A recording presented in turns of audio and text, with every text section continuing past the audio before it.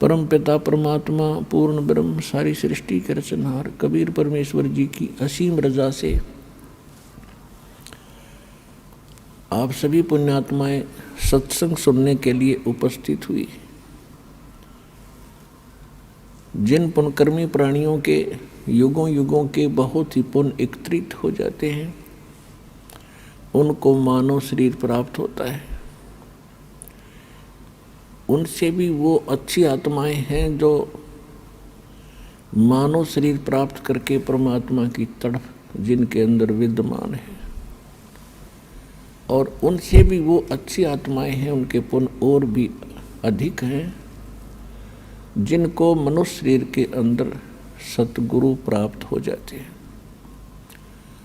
और परमात्मा की यथार्थ भक्ति विधि प्राप्त हो जाती है। तो आप सभी पुण्यात्माएं उस श्रेणी की हो जैसे गुड बेटर बेस्ट, आप वो बेस्ट कर्मों वाली आत्माएं हैं जो सतलोक आश्रम बरवाला से दीक्षित हो चुके इस दास से। आपके कर्मों का आपको ज्ञान नहीं, क्योंकि लाल की कीमत को लाल नहीं जानता, जोर ही बताता है ये कितनी कीमत का है। आप वो आत्मा हैं परमात्मा जिनके लिए युगों से भटक रहे थे। गोता मारूं स्वर्ग में जा बैठूं पाताले, गरीब दास ढूंढता फिरूं अपने हीरे मोती लाले। कबीर साहब गरीबदास जी को बता रहे हैं परमात्मा के गरीबदास मैं भटक रहा हूँ अपनी प्यारी आत्माओं को, जो भी कभी मेरे शरण में आई हैं उनके साथ मेरा एक विशेष कनेक्शन हो जाता है। मेरी जिम्मेवारी बन जाती है कि उनको यहाँ से निकालूं।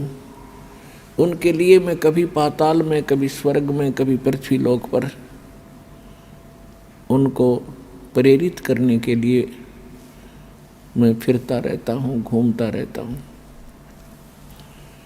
आज आप परमात्मा की शरण में आए हो, कबीर भगवान की ही रजा से यहाँ आए हो। उन्होंने कोई भी कारण आपको यहाँ लाने का बनाया, कोई कष्ट हुआ, किसी साथी सहयोगी बहन भाई ने आपको यहाँ का ज्ञान बताया, या कोई पवित्र पुस्तक मिली, या कोई सीडी आपको सुनने को मिली, या किसी पुण्य कर्मी प्राणी के चैनल के ऊपर आपने परमात्मा की कथा सुनी, ये सब लीला परमात्मा कबीर जी ही कर रहे हैं। आप तो यहाँ इस काल के इस जुगाड़ में सारा जीवन खो देते हो। सभी प्रयत्नशील हैं, कोठी बने, घना धन हो, सुखी हो, बैंक बैलेंस हो, और हो वही रहा है जो होना होता है, क्योंकि आपकी जो किस्मत के अंदर जो प्रारब्ध में लिखा जाता है आपको आजीवन वही प्राप्त होता है। बेशक आप कितने ही पाप कर्म बिगाड़ो, चाहे चोरी करो, डाके मारो, रिश्वत ले लो, और चाहे आप कोई और हथकंडा अपनाओ धनी बनने के लिए, आपको केवल लिखा लेख किस्मत का ही प्राप्त होता रहेगा।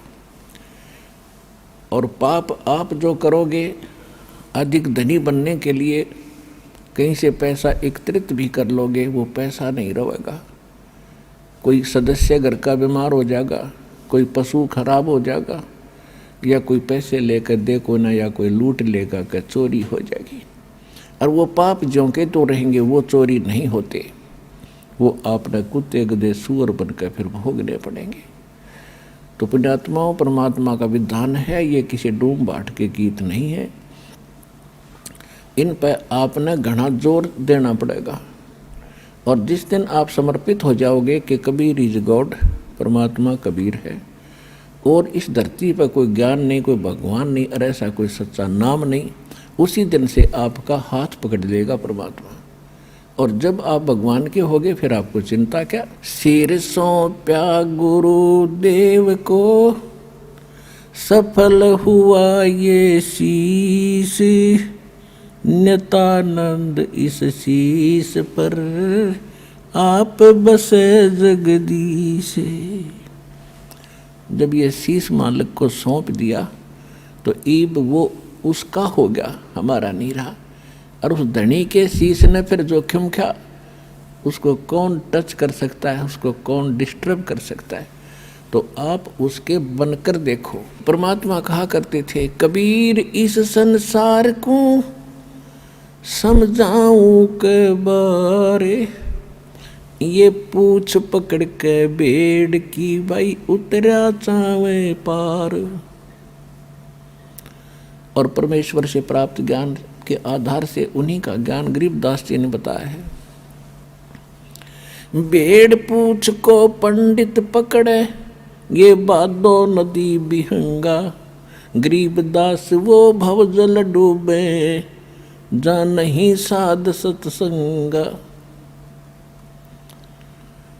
परमात्मा कहते हैं, कबीर इस संसार को समझाऊं कै बार, और ये पूछ पकड़ के भेड़ की और दरिया से पार होना चाहते हैं। इन नकली गुरुओं ने, अज्ञानियों ने आपको भवसागर से पार होने की जो विधि बताई है, जो देवी देवताओं की पूजाएं, अन्य मंत्र जो सदग्रंथों में प्रमाणित नहीं है, वो शास्त्र विधि त्याग कर मनमाना आचरण है। वो साधनाएं जो आप कर रहे हो वो तो ऐसी हैं जैसे कोई मूर्ख और किसी भोली आत्मा को सलाह दे दे जो दरिया से पार होना चाह रहा हो, उसको ये कह दे कि ये भेड़ पकड़ ले, इसकी पूंछ पकड़ कर दरिया में घुस जा, ये तुझे परले पार कर देगी। आपको खूब पता है वो भेड़ की पूंछ पकड़ कर पार नहीं होया जा सकता। उसके लिए तो एक सुदृढ़ नौका चाहिए और फिर उसमें खेवट चलाने वाला भी ठीक आदमी, एक्सपर्ट हो, तब पार हुआ जाता है। तो परमात्मा कहते हैं कि ये भोली आत्माएं साधना तो शास्त्र विरुद्ध कर रही है और सभी बात करते हैं ऊपर पार होने की। इसी प्रकार गरीबदास जी कहते हैं कि भेड़ पूछ को पंडित पकड़े, ये विद्वान पुरुष गुरु लोग साधना शास्त्र विरुद्ध कर रहे हैं, वो भेड़ की पूंछ पकड़े बैठे हैं। और भादो नदी बिहंगा, भादवा के अंदर बहुत ज़्यादा वर्षा होती है और दरियाएं एक विशेष रूप धारण करके और फ्लो होकर चलती हैं, बड़े भयंकर पानी ले करके। तो कहते हैं उसमें से पार होना है आपने, और उसके लिए आप भेड़ की पूंछ पकड़े बैठे हो। गरीबदास व भवजल डूबे, जा नहीं साध सत्संगा, कि जिनको सतगुरु का सत्संग नहीं मिला वो भवसागर में डूब जाते हैं गलत साधनाएं करके। कबीर साहब कहते हैं, तीर्थ कर कर जग मर्या, उड़े पानी नाए, राम नाम जप्या नहीं फिर काल घसीटे जावे। कहते गंगा काठे घर करो, गंगा किनारे घर करो, और चाहे पीवो निर्मल नीर, मुक्ति नहीं सतनाम बिना, यों कह रे साहिब कबीर। काशी करवत लेत हैं, आण कटावे शीश, ये बन बन भटका खात हैं, ऐसे मिले नहीं जगदीश। पुण्यात्माओं, हम परमात्मा के लिए असंख्य युगों से भटक रहे हैं। जब से हम भगवान से बिछड़े हैं, उस सच्चे स्थान को, सुखदायी स्थान को, उस सुख सागर को छोड़कर हम इस काल की जोड़ी में आ गए, इस गंदे पानी में। उसी दिन से आत्मा को आभास है कि वो सुख पुनः प्राप्त हो, और उस सुख की प्राप्ति के लिए काल ने आपके ऊपर पर्दा डाल दिया। या त्रिगुणमयी माया, रजगुण ब्रह्मा, सतगुण विष्णु, तमगुण शिव जी के अंदर से निकल रही एक ऐसी किरणें आपको अचेत कर देती हैं, आप पर इतना प्रेशर डाल देती हैं कि आप रोजी रोटी तक सीमित हो जाते हो। और फिर भक्ति के लिए कभी अंगड़ाई लेती है आत्मा, तो उसके लिए काल ने करोड़ों की संख्या में ये दूत बैठा रखे हैं काल के, जो गलत साधना बताते हैं, शास्त्र विरुद्ध भक्ति बताते हैं। अगर किसी की आत्मा भक्ति की तरफ प्रेरित होती है तो इन काल के दूतों के जाल में फंस कर अपना जीवन नाश कर जाती है। फिर इसने सोचा है कि निर्धन सोचता है कि मुझे धन घना हो तो मैं सुखी हो जाऊं। जिसके पास माया होगी वो सपने में भी सुखी नहीं हो सकता। ये याद रख लियो, दास के वचन नहीं, ये परमात्मा के वचन है। सुखी कौन होगा उसकी विधि बताते हैं। अब जो धनवान हैं वो ये सोचते हैं कि ये राजा लोग सुखी होंगे, राजनेता सुखी होंगे। इनको सोपन में सुख नहीं, ये सिर्फ एक छोटी सी प्रभुता पाकर इधर उधर से अटपट करके अपना जीवन व्यतीत कर रहे हैं। और हमने देखा कि ये बड़ी इनकी मौज होगी, आगे पीछे इनके गाड़ियाँ चलती हैं और पुलिस रहती है साथ में। ये सुख का साधन ही नहीं है। फिर ये राजा लोग समझते हैं कि देवता लोग सुखी होंगे स्वर्ग के अंदर। स्वर्ग में तो आग लग रही है। परमात्मा ने कहा कि ब्रह्मांड 2100 आग लगी है और कृत्रिमबाजी सभी ठगी है। देवता लोग समझते हैं कि इंद्र सुखी होगा, हमें सुख नहीं। इंद्र का सुख आपने बहुत बार पढ़ा भी और सुनाया भी है। इंद्र अपना समय पूरा करके स्वर्ग का राजा अगले जीवन में गधे की योनि में जाओगा, डेफिनेट, ये रूल है। तो खाक सुख उस इंद्र को। इंद्र सोचता है कि ब्रह्मा विष्णु महेश सुखी होंगे। इन ब्रह्मा विष्णु महेश की हिस्ट्री आप पढ़ के देख लो। श्री रामचंद्र रूप में विष्णु जी आए थे, सारा जीवन जंगल में धक्के खाए, फिर रावण के लट्ठम लट्ठा, और फिर आकर राजा बन गए। बच्चे कहीं आप कहाँ, वो जीव सुखी हो सकता है? और अंत कैसे हुआ था श्री रामचंद्र जी का? जब अपने बच्चों से मिलने की चेष्टा की तो पृथ्वी में धस गई वो सीता, तो पृथ्वी में समा गई और पुत्रों ने उससे बात करने से मना कर दिया। और फिर आकर के उन्हें सरयू नदी में जल समाधि ली, जिंदा डूब गया। तो क्या ये सुख है? विष्णु जी को सुख है? फिर श्री कृष्ण जी की हिस्ट्री देख लो। जेल में जन्म हुआ, मम्मा दुश्मन, कभी केसी, कभी चानौर, कभी जरासंध, कभी काल्यवन, लठ ले आएंगे। और अंत कैसा हुआ? श्री कृष्ण जी के सामने पूरा यादव कुल नाश हो गया, आपस में लड़का मर गया। और जो बुजुर्ग सबसे पीछे रह जा, सबकी मृत्यु देख ले, वो जीव सुखी नहीं होता। परमात्मा कहते हैं, भाई तन दर सुखिया कोई ना देखा, जो देखा सो दुखिया हो। उदय अस्त की बात करते हैं, मन सबका किया विवेका हो। सबका किया विवेका हो। भाई घाटे बाधे सब जग दुखिया, के गृहस्थी बैरागी हो। घाटे बाधे सब जग दुखिया, क्या गृहस्थी बैरागी हो। सुख देव ने दुख के डर से, गर्भ में माया त्यागी हो। गर्भ में माया त्यागी हो। तन दर सुखिया कोई ना देखा, जो देखा सो दुखिया हो। उदय अस्त की बात करते हैं, मन सबका किया विवेका हो। सबका किया विवेका हो। भाई जंगम दुखिया, जोगी दुखिया, तपस्वी को दुख दूना हो। भाई जंगम दुखिया, जोगी दुखिया, तपस्वी को दुख दूना हो। आशा तृष्णा सब में व्यापे, कोई महल न सुना हो। कोई महल न सुना हो। तन दर सुखिया कोई न देखा, जो देखा सो दुखिया हो। उदय अस्त की बात करते हैं, मन सबका किया विवेका हो। सबका किया विवेका हो।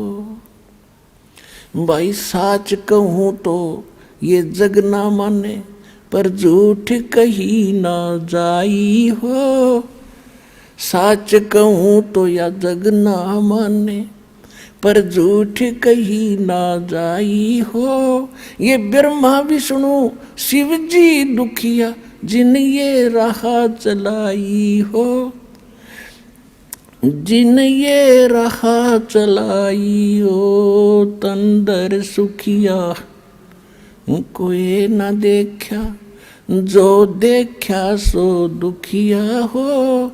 उदय अस्त की बात करते हैं, मन सबका किया विवेक का हो, सबका किया विवेक का हो।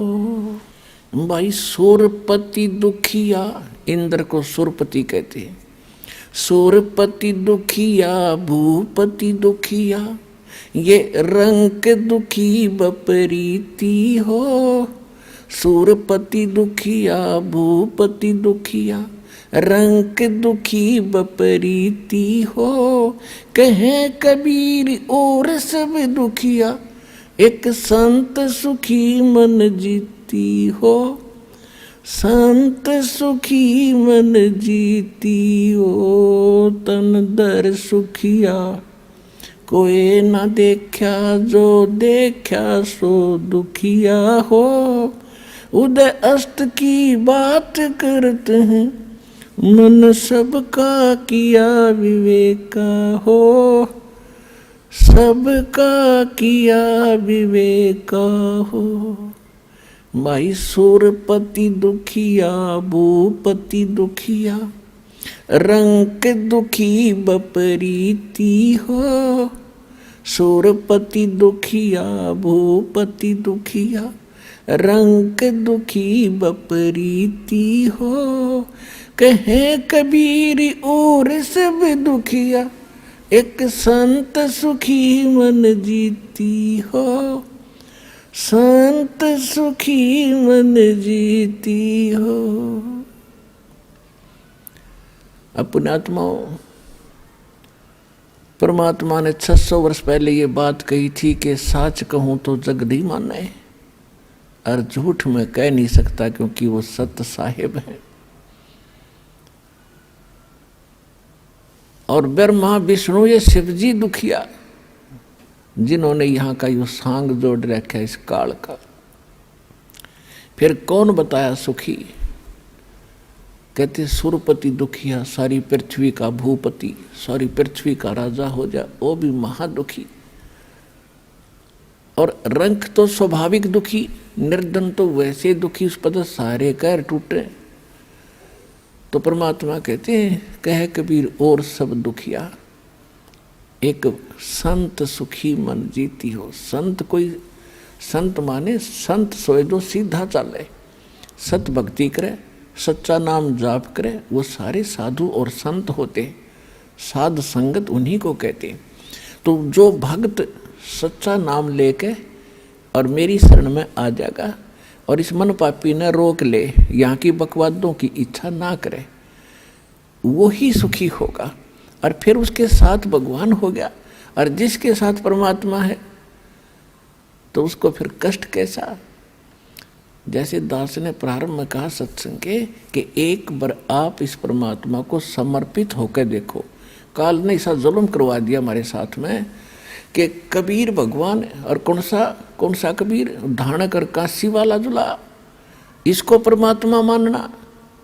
इतनी छाती चाहिए आदमी ने, इतना दिल, लेकिन जचा के छोड़ देंगे। Kabir is God.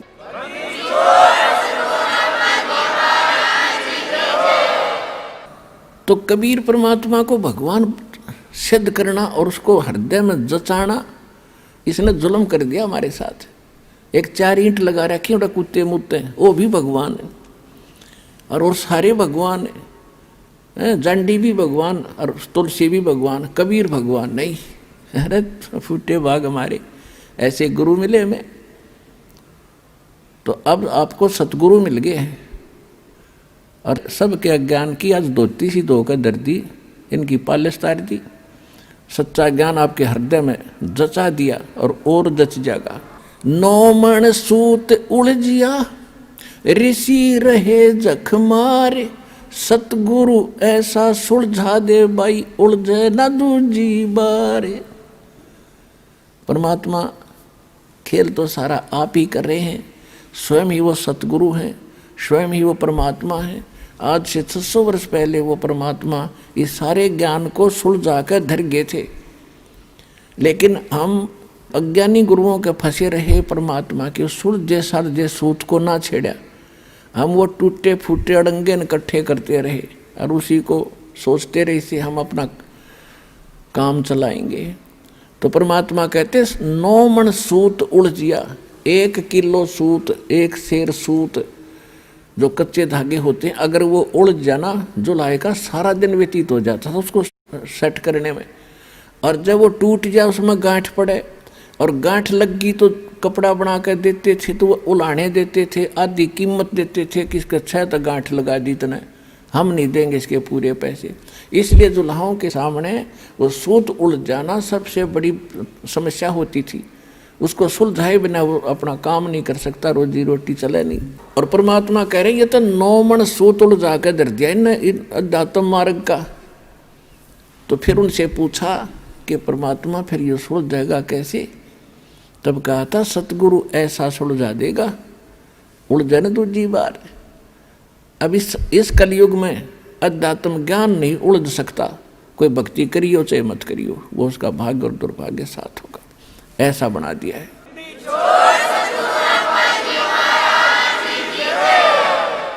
अब इस आत्मा को परमात्मा की तरफ जब से उससे विमुख हुई है, जब से इसका परमात्मा से वियोग हुआ है, उसी दिन से इसने भगवान की आवश्यकता महसूस हो रही है। फिर इससे हटकर फिर इन्होंने सोचा ये तो बताए। फिर इस आत्मा ने सोचा कि जंगलों में भगवान मिलेगा, वहाँ भी राजपाट त्याग कर चले गए। फिर पता लगा कि संत रूप में परमात्मा कभी भी कहीं भी प्रकट हो जाता है।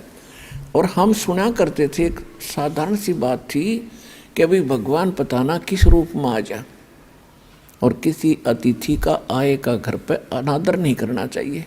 किसी साधु संत के साथ हमने झगड़ा और वाद विवाद बदतमीजी नहीं करनी चाहिए। ना जाने परमात्मा किस रूप में आ जा। फिर वो निराकार कैसे था, हमारी बुद्धि पर पत्थर पड़ गए थे, इन इतना ज्ञान ठोक दिया था। परमात्मा के बारे में कैक है भी हमें ज्ञान नहीं था। तो इस तरफ में ये आत्मा परमात्मा के पाने के लिए, उससे वो सुख प्राप्त करने के लिए जो भगवान दिया करता है, जो उसके गुणों में हम सुनते और सुनाते रहे, वो नहीं मिलने के कारण हमने सभी पूजाएं भी की, उससे सुख ना मिला। फिर अन्य पूजाएं की, उनसे भी सुख नहीं मिला। हम फिर गुरुओं के पास गए, वहाँ से भी सुख नहीं मिला। तो हम नास्तिक हो गए कि भगवान है ही नहीं। लुटो खसोटो पाप करो, किसी तरह पैसा मिलो, कोठी बनाओ और बड़ी आसान शौकत बनाओ, या भूल और कर ली हमने, कर्म बिगाड़ दिए। और काल भगवान यही चाहता है, ये कितनी बकवाद करो, भक्ति करो तो झूठी करो और नकलियों की शरण में रहो, और सतगुरु शरण इनको मिले नहीं। 600 वर्ष पहले भगवान आए रहे, सारे संसार को न जहाज में बैठा कर ले जाते, एक बार में ही, बार दूसरी बार की तो बात खत्म। और हम फिर इतने वंचित रख दिए नकली गुरुओं ने। तो परमात्मा ने आज ये दया करी, आपको शिक्षित किया।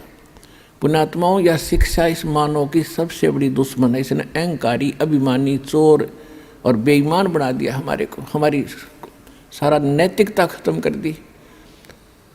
आप पीछे 3 युग देख लो, और 1950-60 से पहले, 50 से पहले के अपना भारत देख लो, कितने शिक्षित थे, कितनी नेक नीति थी, कितने सद्विचार थे।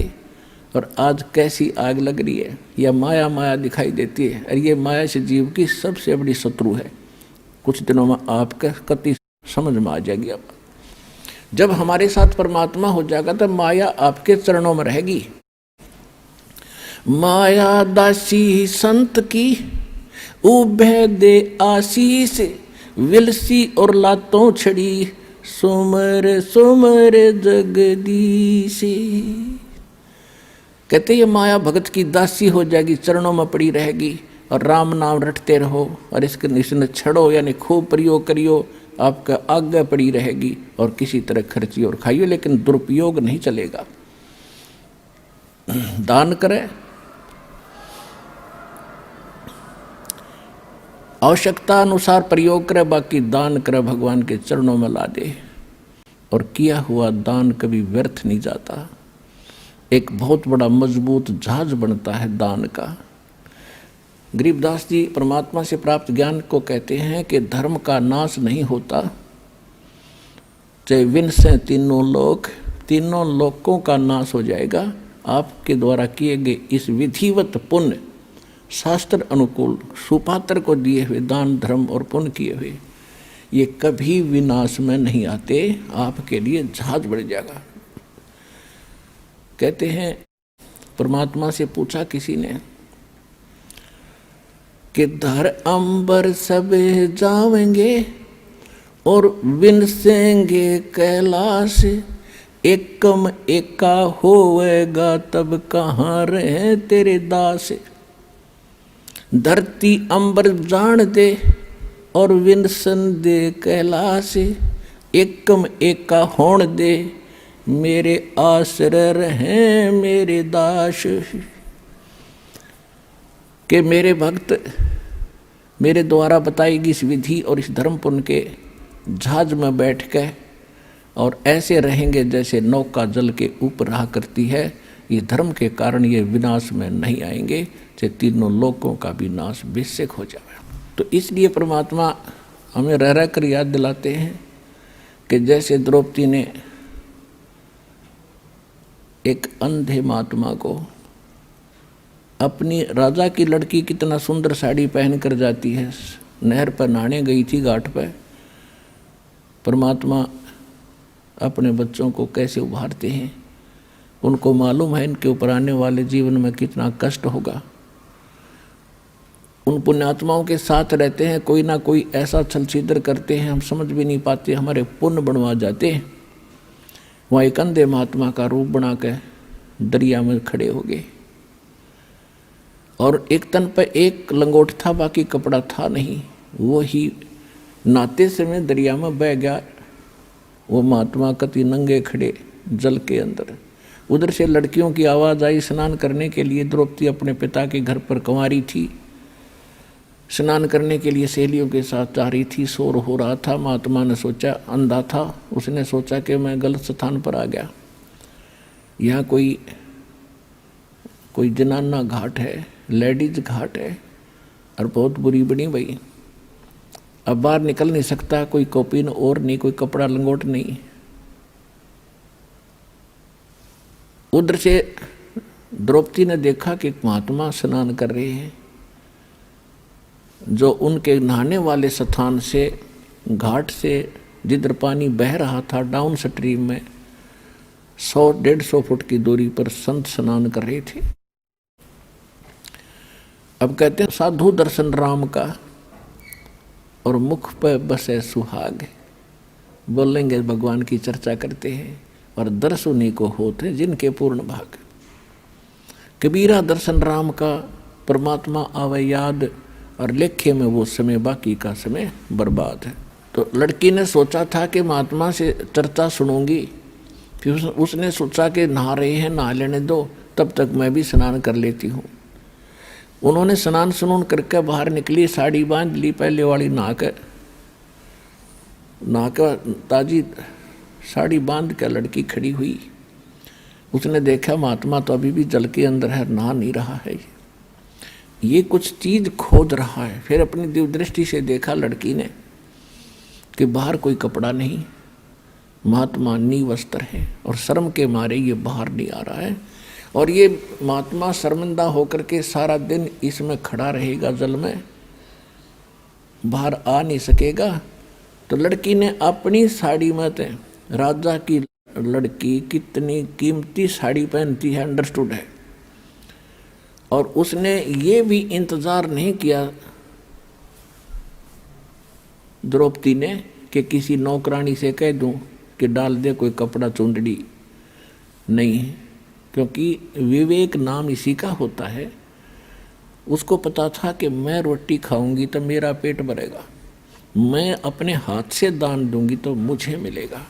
तो उसी समय उसने अपनी ही साड़ी में एक 8-9 इंच का एक गठ, एक बिलात ऐसे कपड़ा फाड़ा और महात्मा के लिए जल में छोड़ दिया दूर से। सोचा इसके हाथ लग जाएगा, ये बांध लेगा, फिर बाहर आएगा। अब वो अंधा था, दिखाई दे नहीं था, वो साड़ी का टुकड़ा साइड से निकल गया और वो ऐसे हाथ मार रहा था, ऐसे ढूंढ रहा था। लड़की ने दूसरा कपड़ा फाड़ के फिर डाल दिया, इतना ही साड़ी में से। फिर और टुकड़ा फाड़ा, एक लीर, एक छोटा सा टुकड़ा फाड़ के डाल दिया। ऐसे 7-8, ये देखो 2 कितनी होगी, 1.5 फुट, ऐसे 7-8 कॉपीन पाड़ पाड़ कर डाल दी, लेकिन संत का हाथ लगे नहीं, क्योंकि उसको दिखा नहीं था। अब लड़की ने सोच, दूर इसलिए खड़ी थी कि संत जी को पता लग गया कि लड़की है, कहीं वो आगे न ना सरक जा, आगे दरिया बहुत गहरी है, महात्मा डूब जाएगा, मुझे पाप लगेगा। वह बोलने नो नहीं थी। उसने सोचा एक बड़ी लंबी सी लकड़ी लाई उठा के और उसका एक और पाड़ के एक पलांत की, यानी 8-9 इंच कपड़ा उसका लपेट के, और महात्मा जहाँ से कर रहा था उसके आसपास कर दिया। उसके हाथ लगा, लगते उसने पकड़ा और क्या देखा उसमें, हाथ हो, क्योंकि अंधे की आंखें हाथ होती हैं। उसने देखा ये वैसे बहकर आया हुआ कपड़ा नहीं है, ये किसी बेटी ने रहम किया है, अपनी विशेष साड़ी पाड़ कर मुझे दिया। तब कहते हैं साधु ने आशीष दिया, आशीर्वाद दिया कि बेटी आज तूने मेरा पर्दा रखा है, मेरी इज्जत रखी है, भगवान तेरा पर्दा रखे, तेरी इज्जत रखे, तेने गढ़ाए दे। कहते हैं साधु बोला सहज सुबह और जो चाहे सो कर दे।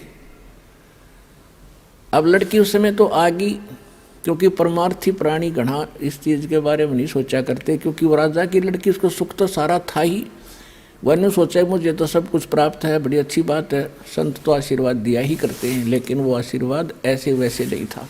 अब फिर वो लड़की का विवाह हुआ अर्जुन के साथ, कौरव में आपस में जुए में वो हार गए, द्रौपदी को भी जिता दिया। तब दुशासन ने सरेआम सभा के अंदर द्रौपदी की इज्जत लूटनी चाहिए, उसको बेइज्जत करना चाहा, नंगा करने के लिए। और वहाँ पर कौन बैठे थे, भीष्म पितामह, द्रोणाचार्य, कर्ण आदि तीन तो ऐसी हस्ती बैठी थी जो विशेष आदरणीय थी उन पूरे कौरव और पांडवों के लिए। एक विदुर थे, उनके चाचा, पांडवों के, कौरवों के चाचा विदुर थे। और भी बहुत से लोग बैठे थे, सभासद बैठे थे। दुर्योधन ने दुशासन से कहा कि हम अंधे हैं, अंधों की संतान हैं, क्योंकि द्रौपदी ने एक दिन व्यंग कर दिया था दुर्योधन के ऊपर। राजा युधिष्ठिर ने शीशे का महल बनवाया था और दुशासन को आमंत्रित किया था सभी को कि आइयो हमने मकान बनाया, भोजन पाइयो। दुशासन की टक्कर लगी, शीशे में दिखा कौन, वो गिर गया। द्रौपदी खड़ी होकर हंस रही थी और कहने लगी अंधों के अंधे ही पैदा होते हैं। वैसे इस तरह की बकवाद हमने देखो शिक्षा इनसे ये लेनी चाहिए कि इस तरह के व्यंग हमने नहीं कसने चाहिए। और फिर भी एक लड़की ने स्वाभाविक देवर भाभी के हिसाब से उसने कह भी दिया था तो के बिजली गिर गई। इतना दुख मान गया वो साकेट व्यक्ति कि इसने ये शब्द बोल कैसे दिए, कंधा कंधे होते हैं, इसको मजा चखाऊंगा। पुण्यात्माओं, परमात्मा बताते हैं कि सोना सजन और संत ये टूट जुड़े 100 बार, दुर्जन और पाका कलश एक धक दरार। जैसे मटका होता ना गड़ा पक्का, वो एक बार थोड़ी सी क्रैक हो गया तो दोबारा नहीं सेट हो सकता, उसको कितना कुछ कर ले उसमें नारी की नारी वो पहचान रहेगी। ऐसे दुष्ट व्यक्ति एक बार नाराज हो गए वो सेट नहीं होते। और सोना और सजन अच्छी आत्मा और संत भक्त थोड़ी एक बार कवा सुनी हो भी गई तो कभी याद भी नहीं रखते मेरी इसकी कभी लड़ाई हुई थी, ऐसा स्वभाव होता है। जैसे सोने का कोई आभूषण है उसको टुकड़े कर दिए और फिर दोबारा उसको बना दिया जाता है आभूषण, उसकी पहचान भी नहीं रहती, ऐसा मेल खा जाता है। तो दुर्योधन जो था वो पाका कलश था, एक के बात पर इतना दुख मान गया कि नो कर दूंगा वह, तो उसका प्रतिफल लेने के लिए उसने सारा षड्यंत्र रच कर पांडवों से राज भी जीत लिया, द्रौपदी भी जीत ली अटपट करके। अब दुशासन से कहा दुर्योधन ने कि इस द्रौपदी को नंगा करो और मेरे जांग पर बिठा दे नंगी करके। बता, सरेआम सभा में ये पंचायत थी। इस महाभारत इस ग्रंथना पढ़ पढ़ कर हमने आंखें फुड़वा ली। इसमें क्या विचार था? अब वहाँ सारी सभा बैठी, भीष्म पितामह, द्रोणाचार्य और कर्ण जैसे योद्धा, और भीष्म पितामह तो उनका दादा था, और द्रोणाचार्य गुरु, और कर्ण एक बहुत बड़ा योद्धा थे, और तीनों के तीनों ये वैसे भी सूरवीर थे। तो वहाँ किसी ने भी ये नहीं कहा दुर्योधन तो के जुल्म कर रहा है, अरे बेवकूफ ये क्या करने जा रहा है तू। देखो, सभा पंचायत के अंदर एक नियम होता है, जो नेक व्यक्ति हो जायज बात कहे, और कोई ना मानने तो उठ कर चला जा, सभा त्याग देनी चाहिए, वहाँ रहना भी दोष लगे। तो जब उन्होंने ये कर्म शुरू किया उसी समय विदुर खड़ा हुआ। विदुर ने कहा कि रे नालायक को क्या कर रहे हो तुम, अपनी बहू को और बेइज्जत कर रहे हो।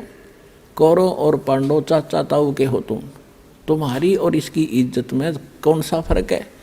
बाहर के लोग ने कहेंगे अपनी इज्जत आप पे तार दी ने। कहते हैं विदुर कहे ये बंधु थारा, एक के कुल एक के पर वो परिवार। विदुर के मुख पर लगा थपेड़ा, तू तो है पांडवों का चेहरा। अब दुशासन ने अपने चाचा विदुर का थप्पड़ मारा कि तू तो इनका चमचा है, पांडवों की ओर बोलता हमेशा। और वो कह था न्याय की बात कि भाई इसे तो पांडवों की बहू, ऐसी कौरवों की। बता, इसमें किसकी इज्जत खराब, अपनी इज्जत आप ही खराब कर रहे हो।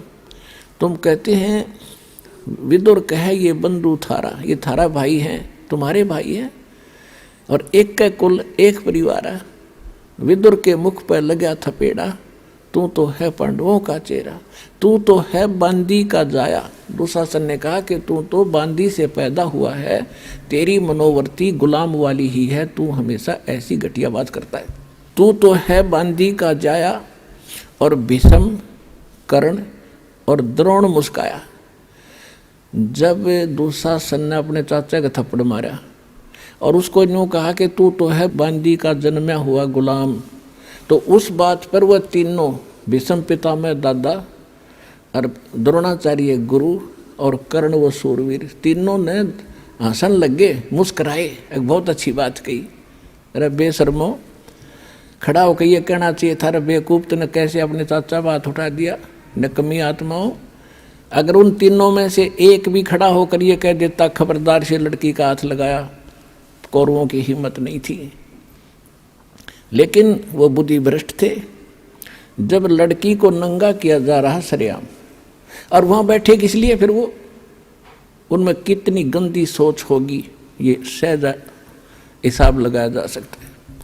तो यहाँ परमात्मा ने सूक्ष्म वेद के अंदर इन पुराने ग्रंथों का भी जूस निकाला है, निष्कर्ष निकाल कर आपको दिया जा रहा है कि जिन ग्रंथों को तुम पढ़ा करते क्या खाक थे वह। एक जमीन के ऊपर राजपाट पर लड़का मर गए, क्या शिक्षा है इससे? पता, वो जमीन यहीं रहेगी, यू लाल किला यहीं पड़ा है, और वह किधर धक्के खान जाओगे नरक में। तो क्या चीज़ है ये? तो ज्ञान के अभाव से, सतगुरु के अभाव से हम ऐसे ही बिना सिर पैर के ग्रंथों को पढ़ के अपना कल्याण मानते थे। अब क्या होता है कि द्रौपदी ने पहले तो देखा था कि सभा के अंदर मेरे पांचों पांडव बैठे, पति और सूरवीर, वो मुझे नंगा होते कैसे देख सकेंगे। लेकिन वो हार चुके थे जुए में, वो बंध गए थे जुबान में, उन्होंने नीची गर्दन कर ली। फिर भीष्म पिता द्रोणाचार्य और कर्ण की तरफ देखा कि ये कैसे सहन कर लेंगे मुझे यहाँ नंगा करते हुओं को, लेकिन वो हंस रहे हैं। जब विदुर को थप्पड़ मारा, ऐसे वचन कहे, तब वो समझ गई कि ये सभा ठीक नहीं है। और पुण्यात्माओं, जब तक हम संसार से कुछ आशा रखते हैं कि ये मुझे ये लाभ दे देगा, वो मुझे ये सुख देगा, तब तक परमात्मा साथ नहीं देगा। आप तो सीधम सीधा भगवान से जुड़ोगे, चाहे आपका उंगली का चोट लग जा, नो यही अर्थ है भगवान आप पे करोगे। भले ही तो मीडिया उसका दवाई बने, डॉक्टर बने, लेकिन करेगा भगवान। आपने ऐसा भी देखा होगा, डॉक्टर खूब इंटेलिजेंट है और खूब प्रसिद्ध है, और एक व्यक्ति जाता है उसका इंजेक्शन लगाता है, वो रिएक्शन कर जाता है और डॉक्टर के हाथों में मर जाता है। तो ये दवाई और डॉक्टर नहीं करते, या संस्कार काम करते। परमात्मा साथ होगा। जैसे आप देखते हैं कई भक्त, मेरे तो लाखों से ऐसे पाला पड़ा है, कहते हैं जी मैं सब दवाइयाँ खा ली, कोई नहीं लगती, खाते हैं तो रिएक्शन करते हैं, खुजली हो जाती है, नाम शुरू करते हैं, आशीर्वाद प्राप्त करते हैं, वही गोलियाँ फिर काम करना शुरू कर जाती हैं। तो संस्कार से सब कुछ होता है। तो तब हम परमात्मा हमें पल पल में साथ देगा। छोटे से छोटा भी दुख और सुख आपको अनुभव करा देगा कि मेरे कारण दुख टला तेरा, जब रोज दिखेगा आपने। तो ऐसे जब द्रौपदी ने देखा कि ये कोई साथ दे नहीं रहे, तब भगवान याद आया। और हम भी ऐसा ही करते हैं, जब हमारे यहाँ के सब रास्ते बंद हो जाते ना, औषधि भी काम नहीं करती, जब हम भगवान याद करें अपने आत्माओं। अब परमात्मा को याद तो सभी करते हैं आपत्ति में, लेकिन किसको राहत मिलती है? या तो उसके पिछले जन्म के पुण्य हो, उनसे भी लाभ दे देता है परमात्मा। और जब पुण्य ही खत्म हो जाएंगे तो बेसिक अर्जी लाए जाइए और बेसिक प्रार्थना करते रहना, कति सुनाई नहीं होगी। अब जैसे द्रौपदी ने वो एक पुण्य किया था और एक महापुरुष का वचन था, वो महापुरुष भी स्वयं परमात्मा ही थे। कहते हैं सोचल सिद्धर मैं करूँ अपने जन के काज। तो द्रौपदी कभी किसी जन्म में भगवान की शरण में रही हुई है वो आत्मा, और उनके पीछे परमात्मा कहते हैं जो बच्चा गौ की नज़र में, न्यो साईं को संत, और भक्तों के पीछे फिरे वो भगत वत्सल भगवंत। अब द्रौपदी ने जब याद किया, हे भगवान आज इज्जत इस दासी की आपके हाथ में है। आत्मा का साथी है भगवान कबीर साहब, और मन का साथी है काल।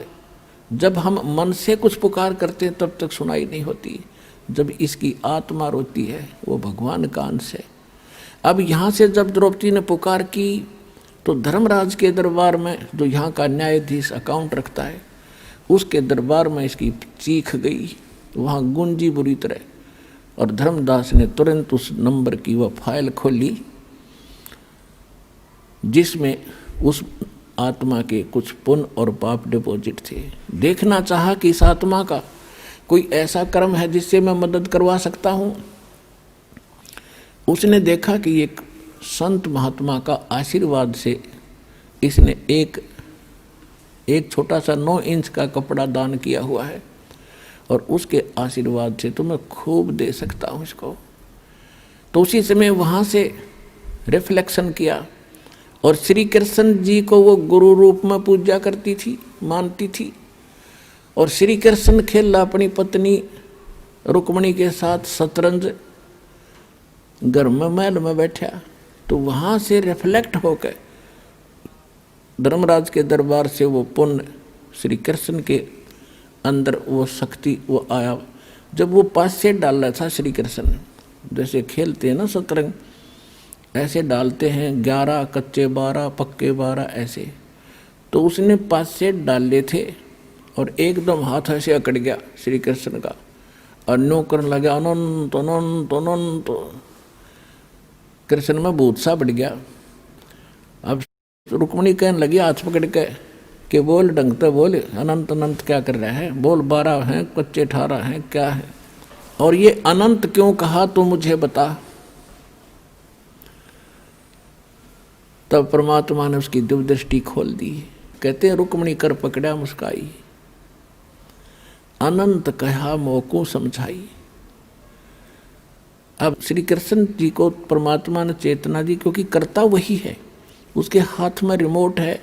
वो कौन से इंस्ट्रूमेंट से, कौन सी तोप से, कौन सी मिसाइल से कौन सा काम ले, उसके हाथ में रिमोट है। तो श्री कृष्ण जी के अंदर परमात्मा ने वह पावर भेजी, वो पुण्य भेजा, और फिर वो तो वहाँ उसको दिखा दी कि द्रौपदी को दुशासन ने पकड़ रखा है और उसकी इज्जत खराब करना चाहता है। और तो वहाँ परमात्मा बुलवा रहे हैं श्री कृष्ण से कि हमरा भगत पे छोड़ी हुई, दुशासन ने द्रौपदी पकड़ी, हमरी भक्त सकल में सिखरी। हमरी भक्त पे छोड़ी हुई तो हमरा नाम न लेवे कोई। यदि भगत ही हानि में रहेंगे तो राम का नाम मिट जाएगा। अब वो तो लग गया खेलन, तंदे ही से पासा डारी और पहुंचे सुख समरूप मुरारी। अब हमने मुरारी नाम श्री कृष्ण का लिख रखा है। मुरारी का वास्तविक अर्थ है राक्षस का शत्रु। अरि माने शत्रु, मुरा माने राक्षस। तो सबसे बड़ा जो राक्षस हमारा कर्म है, पाप कर्म, और उस पाप कर्म रूपी राक्षस ने ना कृष्ण काट सकता, ना विष्णु काट सकता, ना राम काट सकता, ना ब्रह्म, ना ब्रह्मा विष्णु महेश, ना शिव, केवल एक परमात्मा कबीर भगवान काट सकता है। तो वो वास्तव में मुरारी है। जैसे वासुदेव श्री कृष्ण को कहते थे, वासुदेव नहीं है श्री कृष्ण। वासुदेव का अर्थ ही कुछ और होता है। वो तो वासुदेव का बेटा था। वासुदेव एक व्यक्ति था, लेकिन वेदों में वासुदेव परमात्मा का अलंकृत नाम है, उपमात्मक नाम है, जिसकी प्रभुता सबके ऊपर हो, जिसका वास सब जगह हो, उसको वासुदेव कहते हैं। तो ऐसे ये मुरारी। तो यहाँ गरीबदास जी की वाणी को समझने के लिए इस दास के इसलिए आवश्यकता पड़ी, परमात्मा ने ये बुद्धि दी। तो कह रहे हैं गरीबदास जी के रुक्मणी कर्म पकड़ा मुस्काई, अनंत कहा मोह को समझाई। क्या कहते हैं श्री कृष्ण जी से अंदर से आवाज आ रही है कि दुशासन ने द्रौपदी पकड़ी और हमारी भक्ति सकल में सिखरी। और जब हमारी भक्त पे छोड़ी हुई, हार में आगे हमारा भक्त, तो हमारा नाम न लेवे कोई। तंदे ही से पासा डारी। श्री कृष्ण तो वहाँ खेल रहा है और पहुँचे सतलोक से आके सुख समरूप मुरारी। और खेचत खेचत खेच कसीसा सर पर बैठे हैं जगदीशा। अब ये लीला क्यों करी कि न्यू बिना पता ना लागो भगवान ने मदद करी है द्रौपदी की। तो जिस कारण से सब लीला परमात्मा करके इस युग तक, इस समय तक परमात्मा में आपकी आस्था बढ़ा के लाए हैं। और उस कृष्ण और द्रौपदी की इस कथा ने हम आज तक सुनते और सुनाते रहे। लेकिन आपके आज तक कदे हुई ऐसी लीला जो द्रौपदी के साथ हुई थी, इस दास के साथ हुई और इस सब के साथ हो रही है जब सच्चे भगवान से हम जुड़ गए।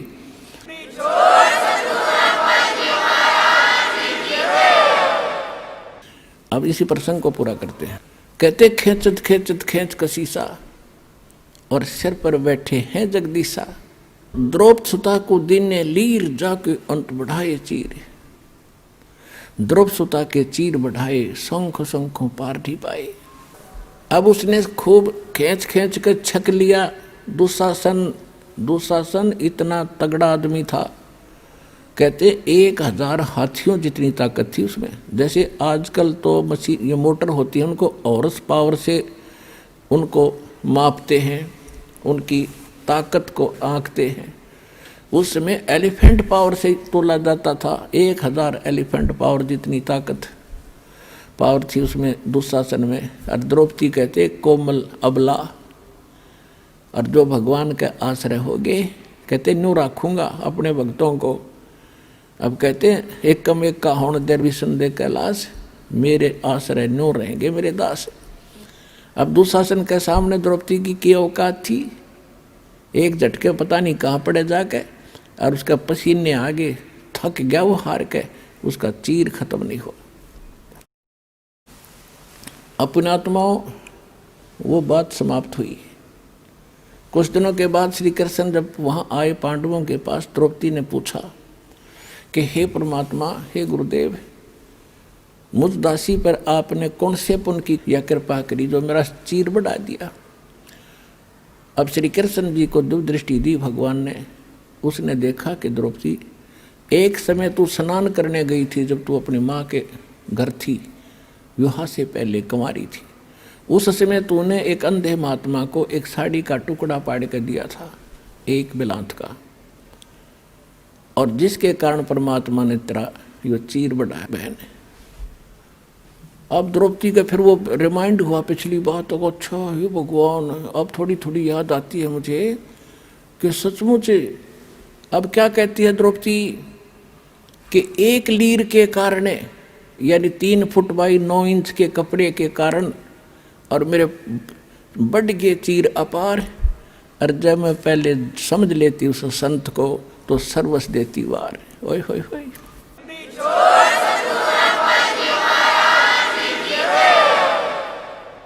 जैसे गीता जी में कहा है कि कुपात्र को दिया दान कभी सफल नहीं होता, और सुपात्र को दिया हुआ दान असंख्य गुना होकर मिलता है। गुरु बिन माला फेरते, गुरु बिन देते दान, गुरु बिन दोनों निष्फल हैं, चाहे पूछो वेद पुराण। अपनात्मा ये अध्यात्म मार्ग है, अध्यात्म ज्ञान है। आप यहाँ विचलित हो जाते हो कि एक तरफ तो द्रौपदी ने कोई गुरु नहीं बना रखा था, उसने दान भी कर दिया, और यहाँ गुरु जी कह रहे हैं कि गुरु बिन माला फेरते, गुरु बिन देते दान, दोनों व्यर्थ हैं। अब देखो, ये भी कहा जाता है कि जैसे कर्म करेगा वैसा फल अवश्य मिलेगा। अब द्रौपदी ने दान किया, एक जरूरतमंद व्यक्ति को यानी सुपात्र को दान दिया, तो वो फल उसको मिला, लेकिन वो फल मिलकर भी निष्फल रहा, क्योंकि मोक्ष ज्यों का त्यों रह गया। और यदि वो गुरु पूर्ण बना करके फिर ये ऐसे दान भी करती तो मोक्ष भी होता और ऐसी आपदा भी टलती। तो इस प्रकार द्रौपदी ने फिर कहा, हे गुरुदेव, वो ऐसे महापुरुष थे, यदि मेरे 1 लीर के कारण और ये बढ़ गए चीरों पार और इज्जत रही हुआ न्यारी, और जब मैं पहले जान लेती कि ऐसे महापुरुष हैं तो सर्वस देती वार, पता नहीं कितना दान कर देती, कितनी सेवा करती। तो भगवान आकर चले गए 120 वर्ष तक। जब हम इतने जानन जोगे होते तो चरना पड़ जाता पूरा विश्व, जिसमें परमात्मा दुल्हा रूप में यहाँ प्रगट थे। तो इस ज्ञान कराने के लिए ही सतगुरु की आवश्यकता पड़ती है कि वो जौहरी बता सकता है कि ये है लाल, इसको परख कर देख रखा मैंने। तो ये दास वो सतगुरु रूपी जौहरी बना और कूड़े की टोकरी में पड़े इस लाल कबीर को परखा, और आज आपने बरत के देख लिया 100 का 100 खरा। तो कहते समझा है तो सिर दर पाँव भौर नहीं रे ऐसा दो। तो कहते दान इतना अनिवार्य है भक्ति में, जैसे मंत्र आपको दे दिया, ये तो बीज बो दिया, और बीज बोने के बाद खेत में जब सिंचाई नहीं करी, खाद नहीं डाला, तो किसान के खट्टेगा नहीं। इस प्रकार नाम लेकर के आप दान की हिम्मत करके देखो, क्योंकि यहाँ तो खुली किताब है, पर आप दोगे भगवान के नाम, और भगवान फिर अपने बच्चों के लिए कहीं खर्च करे उसको, तो फिर उसका कई गुना फल मिलता है। और ये दान आपको इतना लाभ देगा आप सोच भी नहीं सकते। पहले आप दान करते थे, पता नहीं कहीं दान भी कर देते थे, वो आपको मिलता अवश्य, मनमाने कुत्ता बन जाते। अच्छा दान किया हुआ व्यक्ति जो गुरु नहीं पूरा मिला, और कुत्ता बन कर वो एक सेठ के यहाँ होता है, गाड़ी में चलता है और अलग से कमरे में रहता है, एसी लगा हुआ है उसके लिए, और खाने के लिए समय पर, और जांच होती है डॉक्टरों से, वेटरनरी सर्जन से। उसका ड्राइवर आदमी होता है और कुत्ता मालिक की सीट पर बैठकर चल रहा होता है। तो उस पुण्यकर्मी प्राणी ने किसी जन्म जन्मांतर में खूब दान किए, भंडारे दिए, कंबल बांटे, सारा कुछ किया, लेकिन गुरु ना मिला पूरा। गुरु ना मिलने से उसको किया हुआ तो मिला, लेकिन कुत्ते की जोनी में मिला। यदि वो शास्त्र अनुकूल साधना और गुरु के अनुसार पूरे संत के माध्यम से ये सभी कुछ करता तो मनुष्य जीवन मिलता, और न्यायकार कोठी सुविधा मिलती, और मनुष्य जीवन में फिर कभी ना कभी भगवान और सतगुरु मिल ही जाते। अब कुत्ते की योनि में उसने सारी सुविधा ले ली, फिर बन गया सुअर या गधा, बताओ उसने फिर क्या सुविधा मिलेगी। तो इसलिए बताया है कि गुरु बिन माला फेरते, गुरु बिन देते दान, गुरु बिन दोनों निष्फल हैं, ये पूछो वेद पुराण। फिर ये भी सत्य कर दिया कि जो किया हुआ ऐसा तो मिलेगा ही मिलेगा, लेकिन उस मिलने का कोई औचित्य नहीं। वो मिलो चाहे ना मिलो, जब तक मोक्ष नहीं हुआ और आपका यहाँ से पीछा नहीं छूटा तो वो दान भी व्यर्थ है। तो आज आपको वो सतगुरु और वो स्थान मिल गया। अब कहते समझा है तो सिर दर पाओ, मोहर नहीं रे ऐसा था। ये संसार समझदा ना ही कहंदा श्याम दोपहरे नू, गरीबदास ये वक्त जाते रोगे इस पैरे नू। जो यहाँ नहीं आएगा सतलोक आसन बरवाला जिला हिसार से उपदेश नहीं लेगा दास से, तो ऐसे पछताएंगे बाद में जैसे कुत्ता, वो प्राणी मनुष्य जीवन को छोड़कर कुत्ते की योनि में जाकर रात ने ऊपर ने मुँह कर रोया करे, एक आधी बज उसको याद आया करे वो बातें, वो एक बहुत बुरी बड़ी बाई। तो उस समय कुछ नहीं बनेगा, अब समय पर संभालो। परमात्मा समझाया करते थे, काशी करवत लेत हैं ये आण कटावे शीशे, बन बन भटका खात हैं यों मिले नहीं जगदीश। यानी जो साधना आप कर रहे हो और सेक्रीफाइस भी कर रहे हो, हमारे धर्म गुरुओं ने ज्ञान था नहीं, रोजी रोटी के लिए ये संस्कृत पढ़ा करते, अच्छा धन कमाने के लिए शिक्षा ग्रहण करते थे ब्राह्मणों के लड़के, और ये पता लग जाता ये काशी विद्यापीठ से पढ़ कर आ रहा है तो उस आसपास की जनता उससे के पीछे हो जाया करती थी, और उनका उद्देश्य केवल मनी मेक था। तो पहले काशी के अंदर विशेषकर जो ज़्यादा पैसे वाले व्यक्ति धार्मिक हिंदू होते थे, ये ब्राह्मण लोग उन्हीं को ज़्यादा कैच कराया करते। तो उनमें क्या था कि उन्होंने एक रूमर फैला दी कि भाई जो काशी में मरेगा वो तो जाएगा स्वर्ग में। और फिर एक उन्होंने बताया कि जो मगहर एक स्थान है उत्तर प्रदेश गोरखपुर के पास, उत्तर प्रदेश में गोरखपुर शहर के पास, अब उसका संत कबीर, जिला संत कबीर नाम रख दिया उस क्षेत्र का। तो वो मगहर एक स्थान है, आज भी है। वहाँ का राजा था बिजली खां पठान। वो परमात्मा का शेष हुआ था। कैसे हुआ था कि वहाँ अकाल गिर गया था मगहर क्षेत्र में, उसकी राज्य में, और सारे जंतर मंतर करवा लिए थे, हाहाकार मच गई थी। तब किसी ने बताया था कि कबीर नाम के एक महापुरुष काशी में रहते हैं। काशी का राजा वीरदेव सिंह बघेल भी परमात्मा का शेष था। उसके मगहर के जो राजा थे बिजली खां पठान, वो बिजली खां पठान ने पता लगने के बाद परमात्मा को प्रार्थना करके अपने घर लाए थे मगहर में। तो परमात्मा के आशीर्वाद मात्र से वहाँ इतनी गजब की वर्षा हो गई थी, सारा पानी पानी भर दिया था। लंबी कथा पहले फिर कभी सुनाएंगे। अब ये सिर्फ एक जो आज विशेष सत्संग का कुछ अन्य है, जिससे प्रभावित होकर के वो मगहर के सभी हिंदू, और उसमें 50-50 हिंदू और मुसलमान है मगहर नगर में। एक कस्बा सा है मगहर, जैसे बरवाले से भी छोटा, तो उसमें और छोटा गांव सा था। तो उसमें 50-50 हिंदू और मुसलमान हैं, सारे के सारे परमात्मा के शेष हो गए, क्योंकि सारे मरे थे, तड़फे थे, कति एक एक दिन गणे थे, घास फूस खाकर जीवन व्यतीत कर रहे थे। तो सब ने परमात्मा की दीक्षा ली। बिजली खां पठान ने भी मस्तक टेक दिया। और वहाँ कहते हैं मुसलमान, एक मुसलमान था, उसके संतान नहीं थी, 60 से ऊपर उम्र होगी थी दोनों की। तब परमात्मा से अर्ज करी थी, परमात्मा ने आशीर्वाद दे दिया था, बेटा यह भी समस्या तेरी हल हो जाएगी। 10वें महीने लड़का हो गया। उसका आज पूरा मोहल्ला बना हुआ है, पूरा सैकड़ों घर।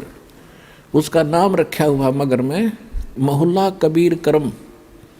मोहल्ला कबीर करम, यानी करम माने कृपा, रहम। कबीर परमात्मा की रहमत का प्रसाद रूपी यो मोहल्ला, ये सारे उसके आशीर्वाद से हम आज विद्यमान हैं। हम गए थे वहाँ पर, हम वहाँ गए थे, अब 2-3 बार देख कर आए, संगत को भी लेकर गए, ताकि आने वाले समय में वो प्रत्यक्ष दृष्टा मेरे साथ गए थे भक्त, अपने भाई बहनों को विश्वास दिलाएंगे कि सचमुच ऐसा है, हम देख कर आए थे। तो वो बिजली खां पठान उनका शेष हो गया। और काशी के जो पंडित जी थे, इन ब्राह्मणों ने एक अफवाह फैला रखी थी कि जो मगर मरेगा वो गधा बनेगा, क्योंकि उस मगर की पृथ्वी को भगवान शंकर जी ने श्राप दे रखा है। वहाँ जो मरेगा वो गधे की जुन्नी में जाएगा। और साथ में उस मगर के साथ से एक दरिया बहा करती थी, उसका आमी नदी नाम था।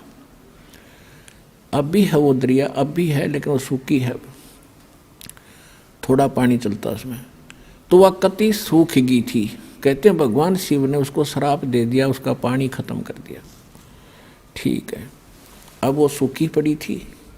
उस मगर के नीचे का पानी खराब है, वहाँ नहीं था उस समय। तो ये समस्या उनको बनी रहती थी। उधर से परमात्मा कहा करते थे कि भाई जो आपके धर्मगुरु कह रहे हैं कि जो मगर मरेगा वो गधा बनेगा और नरक में जाएगा, और जो काशी में शरीर छोड़ेगा वो स्वर्ग में जाएगा। परमात्मा कहा करते थे कि भाई पुण्य करने वाला और पूरे गुरु से जो मंत्र लेकर शास्त्र अनुकूल साधना करने वाला, वो कहीं पर भी मरो वो अपने उस इष्ट धाम में जाएगा। ये आपको भ्रमित कर रहे हैं, झूठ बोल रहे हैं तुम्हारे गुरुजी। तो वहाँ क्या करते थे, काशी के अंदर इस बात को सिरोधार्य करके हमारे पूर्वजों ने, समझदार व्यक्तियों ने ये सोचा कि भाई मरना तो है, वृद्ध हो गए, और क्यों ना हम काशी में चले जावा, काशी क्षेत्र में, बनारस में, और वहाँ मृत्यु हो जाए तो स्वर्ग तो चले जाएंगे। तो उन्होंने अपने बच्चों से कहा कि बेटा हम वृद्ध हो गए, हमारी व्यवस्था कर दो, हम वहाँ रह लें धर्मशाला वगैरह में, और कभी भी प्राण छूट जाएंगे हम स्वर्ग तो चले जाएंगे। तो माता पिता के लिए बच्चे कुछ भी करने को तैयार होते हैं। उनको मालूम है कि इन्होंने तुम्हें कैसे पाला पोसा है, और ये 2 वर्ष 4 वर्ष के हैं, इनको वहाँ छोड़ दिया। धर्मशालाओं में रहने लग गए, फिर उन धर्मगुरुओं से कथाएं सुनते तो वहाँ रहने लगे। तो उन धर्मगुरुओं ने एक स्कीम बनाई कि भी अपने अपने अक्षेत्र के व्यक्तियों को तुम अपने घर रख लो, इनको वहाँ क्या करेंगे, इनका जो वहाँ खर्चा होता वो खर्चा हम ले लेंगे, और ये हमारे यहाँ कथा भी सुनते रहेंगे। 2-4 आदमियों की रोटी बनती है, 2 ये भी खा लिया करेंगे। तो उन्होंने ऐसा उन बुजुर्गों के बच्चों से कहा कि भाई तुम इन अपने माता पिता को हमारे घर छोड़ दो, अपने अपने धर्मगुरुओं के पास छोड़ दिया, और जो दान दक्षिणा आप देना हमें देते रहना। तो उन्होंने तो खुश हो गए, भाई ठीक है, रोज़ कथा सुना करेंगे, गुरुजी के दर्शन करेंगे। तो उन्होंने उन धर्मगुरुओं ने यो सरदर्द मोल ले लिया। अब एक धर्मगुरु के उस मकान में 50-50 बुढ़े बुढ़िया बैठ गया आके लालच में।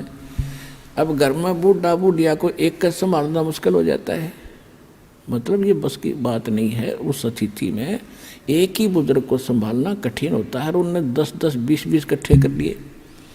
अब उन्होंने फिर स्कीम बढ़ाई कि यार तो बहुत बूढ़ी बनी भाई, ये कितना थूके हैं, कितना मुत्ते हैं, कितना टट्टी कर दे हैं, बता क्यों कर संगवावा इनने। तो उन्होंने क्या स्कीम बनाई, मीटिंग करी गुप्त कि गंगा के किनारे, गंगा दरिया के किनारे एक आरा लगा दिया, करौत जो लकड़ी काटने का होया करे, वो आदमी काटने के लिए,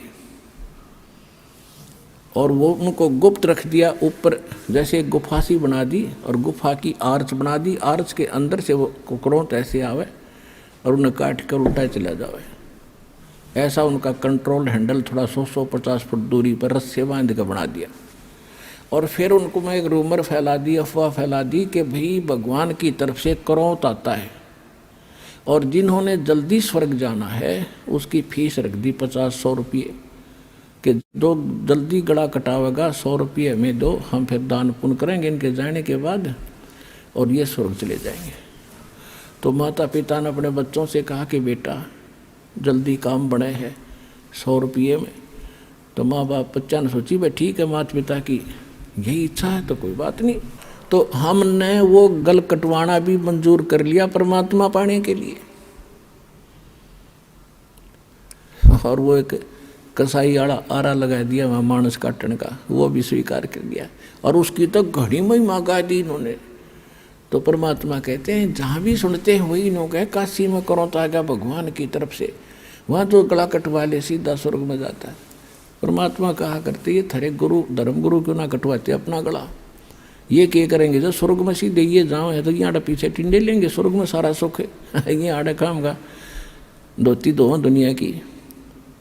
तो कहा करते ये झूठ बोल रहे भाई सारी। फिर भी परमात्मा दूसरे तरीके से समझाते हैं, काशी क्रोत लेते हैं वहाँ जा कटावे शीशे और बन बन भटका खाते हैं भाई ऐसे नहीं मिले जगदीशे।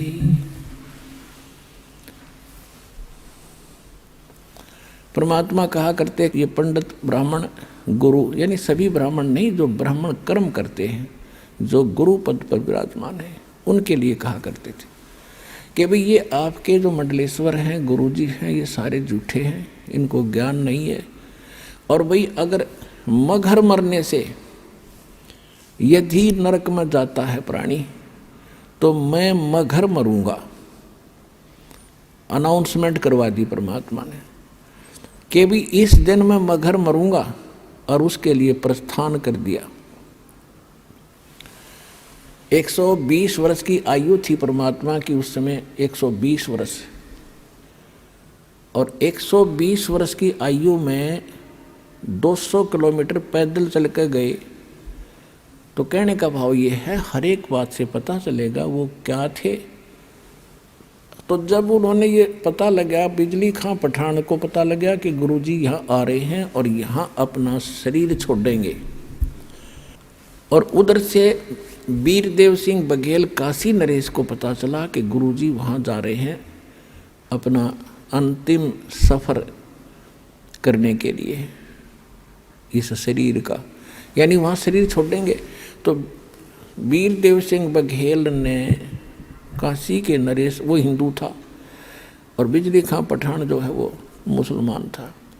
तो यहाँ के हिंदू जो शिष्य थे कबीर साहब के, इंक्लूडिंग वीरदेव सिंह बघेल, इन्होंने स्कीम बना ली कि वहाँ मुसलमानों का अक्षेत्र है और वो गुरुजी की बिरान माटी करेंगे, ज़मीन में दबेंगे और मुसलमान रीति से वो इनका अंतिम संस्कार करेंगे। ये हम नहीं देख सकेंगे, हम अपनी रीति से उसका संस्कार करेंगे और सबको यहाँ लाएंगे बनारस में। यदि सीधे हाथों बिजली खां नहीं मानेगा तो युद्ध करके लाएंगे। इस उद्देश्य से सेना साथ ले ली और वो से दर्शकों की तो कहना है ना कितने चाल पड़े। बिजली खां पठान को पता चला, सबकी व्यवस्था की, परमात्मा पहुँच गए। तो बिजली खां पठान ने कहा कि भगवान यहाँ पर एक सबसे बड़ी समस्या हमारे लिए ये है कि यहाँ कोई जल नहीं है और आदमी गणे आगे, चारों तरफ से दर्शक भी आगे हैं, इनके नहाने और धोने की व्यवस्था नहीं हो पाएगी। बाहर से कुछ जल मंगा रखा है, केवल पीने की व्यवस्था हम कर पाए हैं। परमात्मा ने कहा कि मैं पहले बहते जल में स्नान करूँगा और फिर मैं शरीर छोड़ूंगा। तो बिजली खां पठान ने बताया कि महाराज यहाँ साथ में भगवान एक आमी नदी बह रही है, बहा करती थी, अब सूखी पड़ी है। भगवान शंकर ने इसको श्राप दे रखा है, इसमें जल एकदम खत्म हो गया, हम भी बड़े दुखी हैं। तो परमात्मा ने कहा कि चलो मैं चलता हूँ, दिखाओ मुझे कहाँ है। जिस स्थान पर परमात्मा ने शरीर छोड़ने का निर्णय किया था उससे 400-200 फुट 300-400 फुट की दूरी पर वो दरिया खाली पड़ी थी। तो परमात्मा वहाँ चले, साथ में सब दर्शक, और कबीर साहब वहाँ देखकर किनारे पर खड़े हो गए। खड़ा होकर के ऐसे इशारा कर दिया जैसे ट्रैफिक का सिपाही ऐसे हाथ कर देता और सारी ट्रैफिक भाग लेती है। परमात्मा ने ऐसे इशारा किया था और काफ़ी दूरी पर उस दरिया में एक ऐसा धमाका हुआ जैसे कोई पत्थर फटा हो, कोई बम फटा हो, और एकदम पानी का फव्वारा निकला और पूरी दरिया भर के और बहने लगी।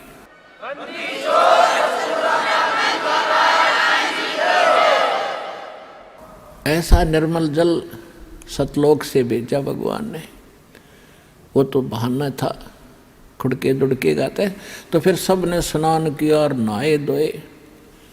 परमात्मा ने कहा कि भाई बिजली खां पठान, एक चद्दर नीचे बछाओ, इस पर लेटूंगा, एक चद्दर में ऊपर ओढ़ूंगा। तो परमात्मा के लिए एक चद्दर बछा दी, उसके ऊपर सुगंधित फूल डाल दिए 1-1 इंच मोटे, कि गुरु जी इस पर लेटेंगे। तब परमेश्वर ने पूछा कि बिजली खां पठान, कि बिजली खां पठान मुसलमान भी अपनी सेना ला कर खड़ी कर रहने 100 फुट की दूरी पे, और वीरदेव सिंह बघेल काशी का हिंदू राजा, वो भी 100 फुट दूसरी साइड में पूरी सेना की सतर्क खड़ी अपने हथियार में जकड़े हुए, और दर्शक बीच में बैठे। परमात्मा ने पूछा, दोनों बिजली खां पठान और वीरदेव सिंह बघेल सामने खड़े आपस में गुरु जी के पास में। परमात्मा ने उनकी तरफ नजर करके कहा कि भाई ये सेना किस लिए लाए हो तुम दोनों? दोनों शर्मा गए, नीचे को गर्दन कर ली, बोले नहीं। तो दूसरे लोग होते हैं हिंदू मुसलमान, तो मुसलमान कहने लगे जी आपकी मृत्यु के उपरांत हम आपके शव का अंतिम संस्कार मुसलमान रीति से करेंगे, अगर ये हिंदू नहीं मानेंगे तो हम इनके साथ युद्ध करेंगे। हिंदू कहने लगे हम इनको मुसलमान रीति से ये अंतिम संस्कार आपका नहीं करने देंगे, और ये नहीं मानेंगे तो सेना इसीलिए ला रखी है कि हम युद्ध करके जबरदस्ती ले जाएंगे। पुणात्माओं, उस समय भविष्य वक्ताओं ने ये भविष्यवाणी कर रखी थी कि इस वर्ष में एक भयंकर ग्रह युद्ध छिड़ेगा और बहुत जनहानि होगी। अब परमात्मा ने वो कहर टालना था। यदि मालिक समर्थ ना होते तो लड़का मर जाते, हिंदू और मुसलमान कत्लेआम हो जाता। परमात्मा ने कहा कि खबरदार, जब तुमने जरा सा भी झगड़ा किया, जब तुमने झगड़ा किया, दोनों को 3 तलाक, हिंदू और मुसलमानों को 3 तलाक मेरा। फिर भी सुन लो, मेरे शरीर को चाहे 2 भागों में बांट लेना बेटा, तुम लड़ियो ना, मेरा काला मुंह हो जाएगा। अब वो ऊपर से तो सब हाँ भर रहे थे, अब ठीक है जी, लेकिन अंदर से ये था कि एक बार शरीर छोड़ दें गुरुजी, फिर हम आप देख लेंगे। अब वो तो अंतर्यामी थे, सारे जाने थे इनमें केक को बदबरी पड़ी है। एक चद्दर नीचे बिछी थी, लेट गिरे, एक ऊपर ओढ़ ली। कुछ देर के, कुछ ही सेकंड के बाद परमात्मा ने ऊपर आकाश में जा रहे थे, शरीर जा रहे थे, वहां से आकाशवाणी की कि भाई उठा लो चद्दर, हटा दो पर्दा, इसमें नहीं है मुर्दा। इतनी जोर की आवाज आई, गुरुजी की आवाज। ऊपर देखा सबने कि परमात्मा तो वो जा रहे हैं, वो जा रहे हैं, कितना तेज शरीर है उनका। और चद्दर उठा के देखा, जितना शरीर था उतने सुगंधित फूल बन गए उस मालिक के पूरी। वो तो मालिक लीला थी, सह शरीर चले गए।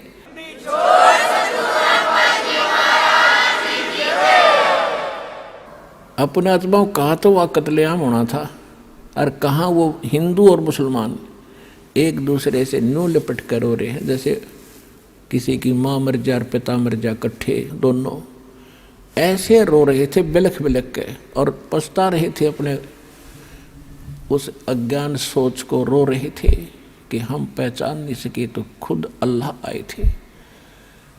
रो रहे थे बुरी तरह कि हमने बहुत बुरा किया, हमने कभी सुख, अंतिम समय में भी सुख ना दिया अपने मालिक को, अंत में भी उनको इतना तंग कर दिया। तो उन्होंने, बिजली खां पठान ने कहा कि भाई एक चद्दर आप ले लो, एक हम ले लेते, आधे फूल आप ले लो, आधे हम ले लेते हैं। बड़ी दया करी दाता ने, क्योंकि हम तो समझ के कुछ ही नादान मुसलमान और हिंदू हैं, ये बकवाद कर सकते। तो आधे आधे बांट के वहीं पर 100 फुट का फैसला है। इधर हिंदुओं ने बना रखी है अपनी यादगार भगवान की, इधर मुसलमानों ने, वो आज भी विद्यमान है, और हम उसका चित्र भी लाए हैं, आपको दिखाते हैं। ये तो है मुसलमानों वाली यादगार। इसमें थोड़ा सा क्षेत्रामंद इसके अंदर भी जाकर आए थे, और इधर ये गेट है मुसलमानों का, और इसकी आड़ में इस साइड में एक और गेट है, वो हिंदुओं के लिए है। और ये जो यादगार है ये हिंदुओं ने बना रखी है, और इनके बीच में ये गेट है सामूहिक आने जाने का आपस में, ये वाला। वहाँ कोई भेदभाव नहीं है, हिंदू और मुसलमानों का आपस में आज तक वहाँ का कभी कोई झगड़ा नहीं हुआ। ये यादगार आज भी विद्यमान है, उस परम पिता के सशरीर जाने की ये यादगार है, प्रत्यक्ष प्रमाण है।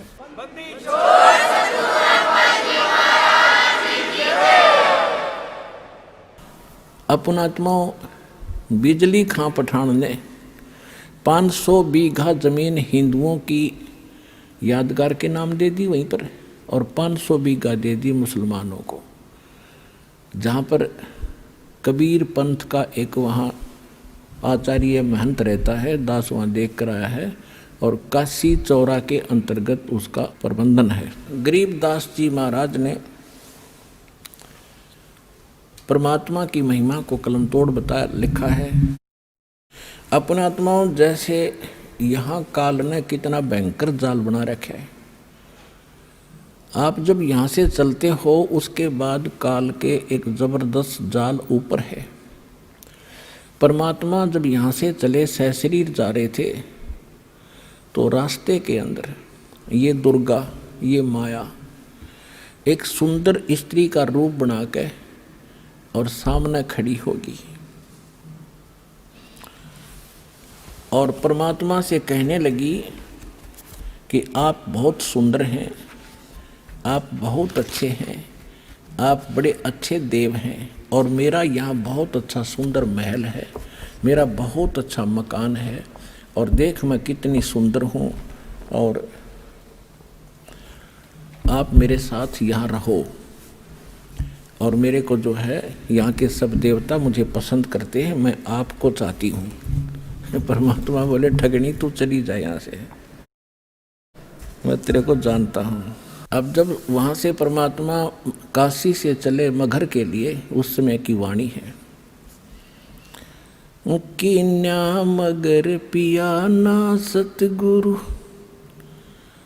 कीन्या मगर पिया ना सतगुरु, कीन्या मगर पिया ना हो, दोनों दीन चले संग जाके हिंदू मुसलमान हो, दोनों दीन चले संग जाके हिंदू मुसलमान हो। पयाना माने प्रस्थान, काशी से मगहर के लिए प्रस्थान किया, उस समय की वाणी बता रहे हैं। कीन्या मगर पियाना सतगुरु, कीन्या मगर पियाना सतगुरु, कीन्या मगर पियाना हो, दोनों दीन, दोनों धर्म हिंदू और मुसलमान, दोनों दीन चले संग जाके हिंदू मुसलमान हो। भाई मुक्ति खेत को छोड़ चले हैं, मुक्ति अक्षेत्र, जैसे काशी के ब्राह्मण कहा करते कि इस अक्षेत्र में जो मरेगा मुक्त होगा। परमात्मा कहते थे, मैं तुम्हारे इस मुक्ति क्षेत्र ने छोड़कर वहाँ मरूंगा जहाँ तुम कहते हो गधा बनेगा, और तुम हिसाब ला लियो मैं कहाँ जाऊँगा, देख लेना, क्यों मूर्ख बना रहे हो जनता को। भाई मुक्ति खेत को छोड़ चले हैं, वो तज काशी अस्थाना हो, मुक्ति खेत को छोड़ चले हैं, तज काशी अस्थाना हो, साहा सिकंदर कदम लेत है, साहा सिकंदर कदम लेत है, बादशाही सुल्ताना हो, दोनों दीन चले संग जाके हिंदू मुसलमान हो, दोनों दीन चले संग जाके हिंदू मुसलमान हो। भाई चार वेद के वक्ता संघ है, वो ब्राह्मण है, चारों वेदों के वक्ता।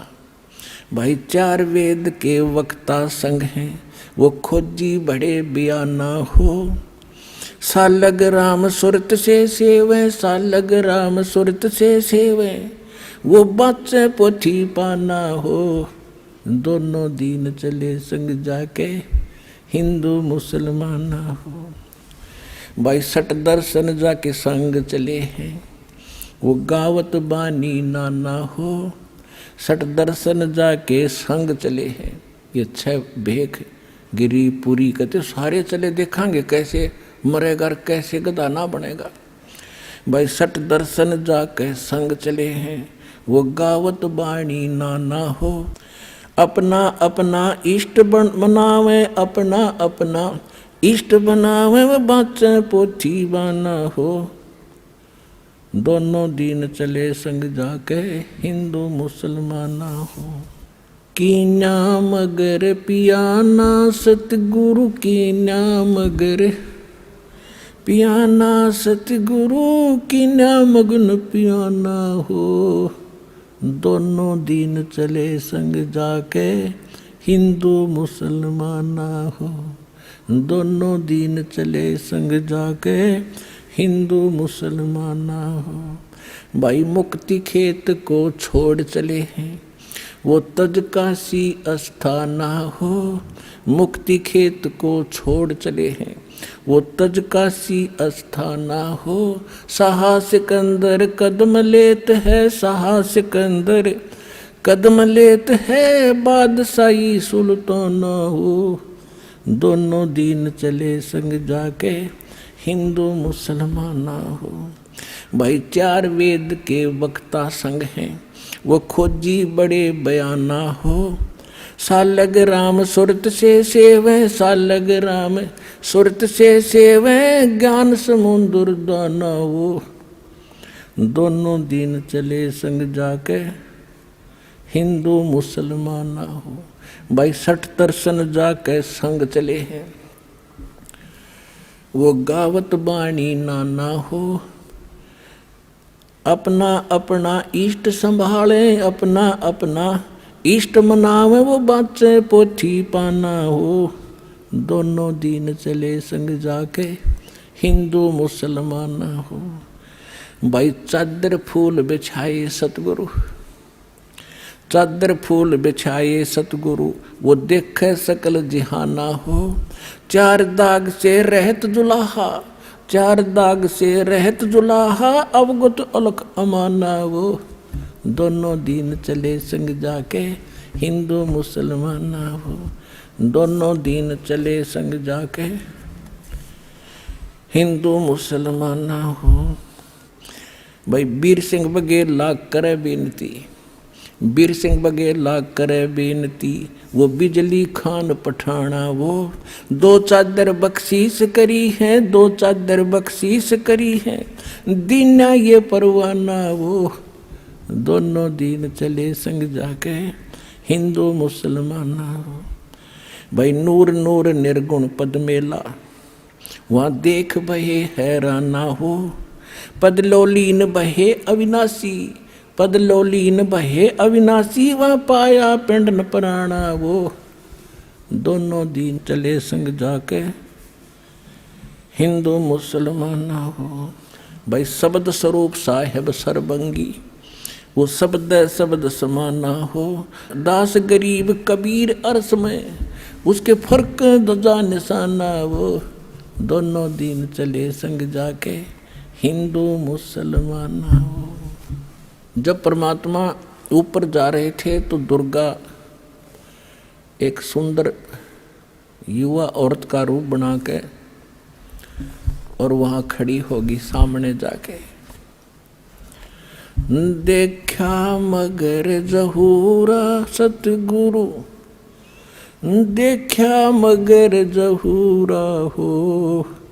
भाई काशी में कीर्ति कर चाले, वो झलमल देही नूरा हो। काशी में कीर्ति कर चाले, झलमल देही नूरा हो। माया आद अरस से उतरी, अरस माने आसमान से, आदि माया ये दुर्गा। माया आद अरस से उतरी, वो बनी अप्सरा हूरा हो। हम तो बरे कबीर पुरुष को, हम तो बरे कबीर पुरुष को, तू है दुल्ला पूरा हो। काशी में कीर्ति कर चाले, वो झलमल देही नूरा हो। माया कहे कबीर पुरुष से, मेरा देखो बदन जहूरा हो। अर्श विमान स्वर्ग में मंदिर, मंदिर माने महल, अर्श विमान स्वर्ग में मंदिर, ये भोगे हमको सूरा हो। काशी में कीर्ति कर चाले, वो झिलमिल देही नूरा हो। कहे कबीर सुनोरी माया, कहे कबीर सुनोरी माया, तुम कुटिल नजर क्यों घूरा हो। जिन भोगी सोए कल रोगी, जिन भोगी सोए कल रोगी, वो होगे धूरम धूरा हो। काशी में कीर्ति कर चाले, वो झलमल देही नूरा हो। माया कहे कबीर पुरुष से, माया कहे कबीर पुरुष से, मैं हूँ जग से दूरा हो। कि मैं ऐसे स्थान पर रहती हूँ, मुझे कोई नहीं देख सकता वहाँ पर। माया कहे कबीर पुरुष से, मैं हूँ जग से दूरा हो। मैं तुम्हारी पटरानी दासी, मैं तुम्हारी पटरानी दासी, मैं राखों पलक हजूरा हो। काशी में कीर्ति कर चाले, वो झलमल देही नूरा हो। कहे कबीर सुनोरी माया, तुम हो लड्डू बूरा हो। कहे कबीर सुनोरी माया, तुम हो लड्डू बूरा हो। जो तुझे खावे वो मर जावे, जो तुझे खावे वो बह जावे, तास अकल के कूरा वो। काशी में कीर्ति कर चाले, वो झलमिल देही नूरा हो। श्वेत मुकुट जहाँ सफेद छत्र है, परमात्मा कहते हैं कि माया तो बूर का लड्डू है, बूर का, लकड़ी के बूर से बनाया हुआ लड्डू, शीशे के बर्तन में रख दे, इतना बढ़िया दिखकर खावा जो पता चल रहा है कितना का आनंद था। कहते तो उस बूर का लड्डू है, और मूर्ख खावत ने तेरे को मूर्ख टच करेगा। कहे कबीर सुनोरी माया, तुम हो लड्डू बूरा हो। जो तुझे खावे सो बह जावे, तास अकल के कूरा वो। काशी में कीर्ति कर चाले, वो जलमल देही नूरा हो। परमात्मा क्या बताते हैं, मेरा श्वेत मुकुट और श्वेत छत्र है, जहाँ बाजे अनहद तूरा हो। दास गरीब कहे सुन माया, हमसे रहिए दूरा वो। काशी में कीर्ति कर चाले, वो झलमल देही नूरा हो। अब परमात्मा उसके विषय में क्या बता रहे हैं कि तू कितनी नालायक है। अब यहाँ हर पहलू पर ज्ञान दिया गया है। यहाँ पर कबीर साहब क्या बताते हैं, गरीबदास जी ने अपनी वाणी में बताया है कि बदनारी लंगर कामनी, ये बोले मधुरे हेत। फेंट पड़े छोड़े नहीं, क्या मगहर कुरुक्षेत्र। बदनारी लंगर कामनी, या बोले मुद्रे बोले। फेंट पड़े छोड़े नहीं, या काटे घूंघट झोले। बदनारी लंगर कामनी, या बोले मुद्रे बोले। कोई साधु उबरे, ये मुनिजन पिए गोले। बदनारी लंगर कामनी, जामे अनगण खोटे। फांसी डारे बाहा कर, ये करे लाख में चोटे। बदनारी लंगर कामनी, या बोले मुद्रे बहने। जाको नहीं पति जी, ये घूंघट घट में सेने। बदनारी लंगर कामनी, या बोले मुद्रे बहने। जाके पास न बैठियो, जाका कैसा देने। सतगुर हेला देते हैं, सुनियो संत सुजाने। बदनारी पास न बैठियो, बदनारी आई खान। नैनो काजर बाहा करिए, खाए लिए हंस। हाथों में दिला के, ये डोब दिए कुलबन से। उल्टी मांग भराए कर, ये मंजन कर हैं गाते। मीठी बोले मगन होए, ये लावे बहुविध गाते। माया काली नागनी, ये अपने जाए खाते। कुंडली में छोड़े नहीं, सो बाता की बात। अब बदनारी काली नागनी ये देखत ही डस खाए, बोले से तब खंड हुए पर से सर्वस जाए। अपन आत्माओं,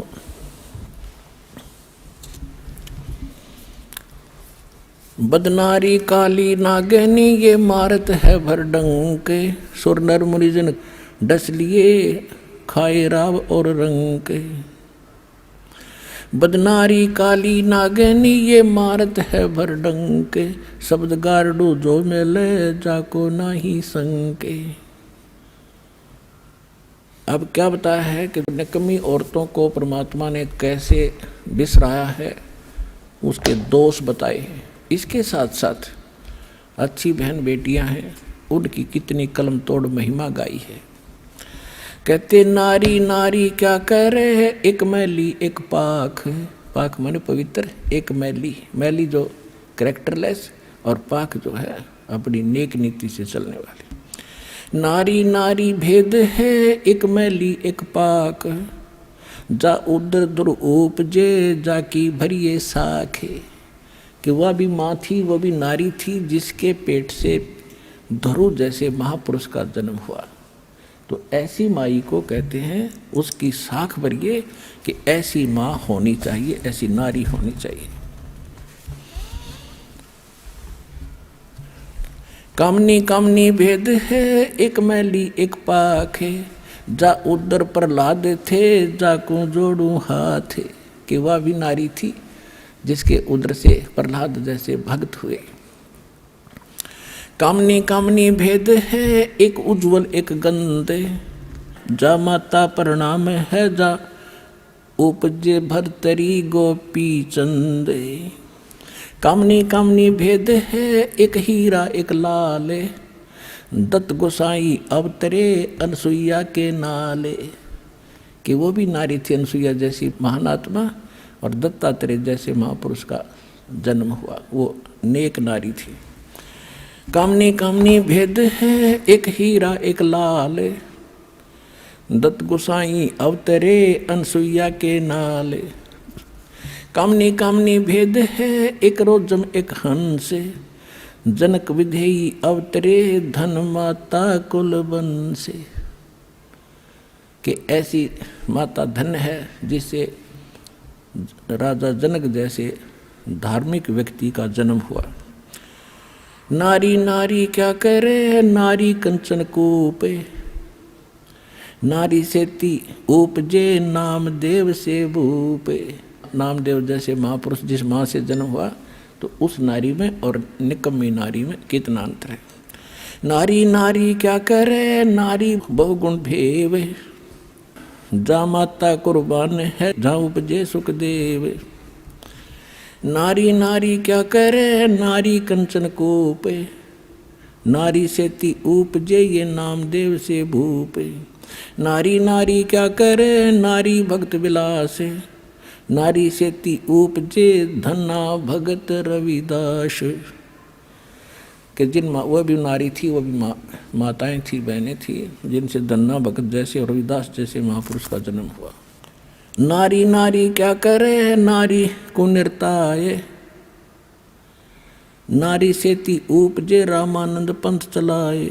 नारी नारी क्या करे, नारी नर की खाने, नारी सेती उपजे है नानक पद निर्वाण।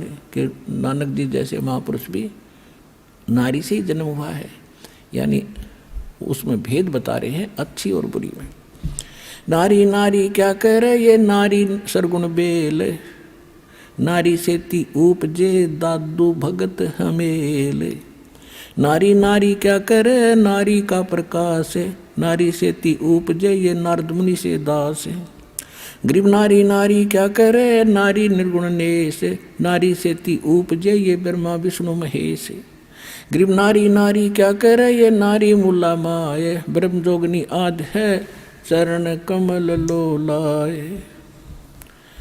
अब यहाँ ये बताया है कि जो अच्छी हैं उनकी आदर करने के लिए कहा है, वो आदरणीय है। तो पुण्यात्माओं, परमात्मा की लीला से आपको पता चलेगा कि हम कहाँ खड़े थे, किन भगवाना के गुण गाया करते थे हम।